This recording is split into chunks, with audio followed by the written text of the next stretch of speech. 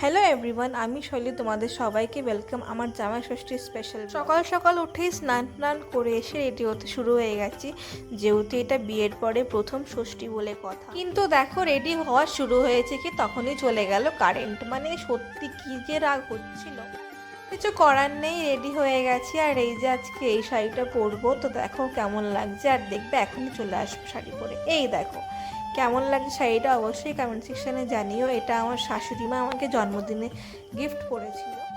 তারপরেই দুজনে রেডি হয়ে এই যে বেরিয়ে পড়েছি, গরম হাওয়া খেতে খেতে, রোদ্দুর খেতে খেতে। বেরিয়ে সবার প্রথমে চলে গেছিলাম পেট্রোল পাম্পে তেল ভরার জন্য। আর হ্যাঁ, তোমাদেরকে তো বলাই হয়নি আমি কোথায় যাচ্ছি। আমি যাচ্ছি আমার মাসি বাড়ি, আর আমার মাসি বাড়ি হচ্ছে করিমপুর। তোমরা এবার অনেকেই বলতে পারো যে তুমি তোমার মায়ের বাড়ি কেন যাচ্ছ না। আসলে ব্যাপারটা হচ্ছে আমার মা এখানে থাকে না, আমার মা থাকে আন্দামানে, সেই কারণে এই বছর যাচ্ছি মাসি। তারপরে এক জায়গায় দাঁড়িয়ে একটু থামস আপ খেয়ে নিয়েছিলাম, কারণ প্রচুর গরম লাগছিল। আর থামস আপটা খাওয়ার পরে একটু ভালো লাগছিল। থামস আপ খেয়ে আবারও বেরিয়ে পড়েছিলাম যাওয়ার। আর যেতে যেতে দেখো কি সুন্দর একটা লোকেশন দেখতে পেয়েছিলাম, তাই হলাম তোমাদের সাথেও শেয়ার করি।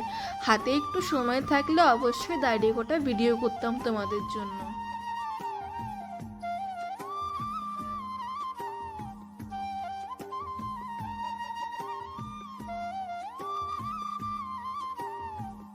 তো দেখো, লোকেশন দেখতে দেখতে আমরা পৌঁছে গেছিলাম মিষ্টির দোকানে। প্রথমবার জামাই ষষ্ঠী বলে কথা, নতুন জামাই মিষ্টির হাঁড়ি আর দইয়ের হাঁড়ি তো নিতেই হবে, তাই নিয়ে নিলাম মিষ্টিগুলো। আর তারপরেই দেখো আমার দাদা এসেছিল আমাকে একটু আগাতে, আর আমি তো প্রচুর খুশি, আমার মুখ দেখলেই হয়তো বুঝতে পারবে তোমরা।